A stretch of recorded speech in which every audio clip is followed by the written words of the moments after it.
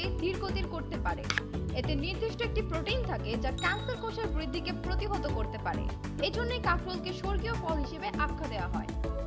দৃষ্টিশক্তির উন্নতি ঘটায়।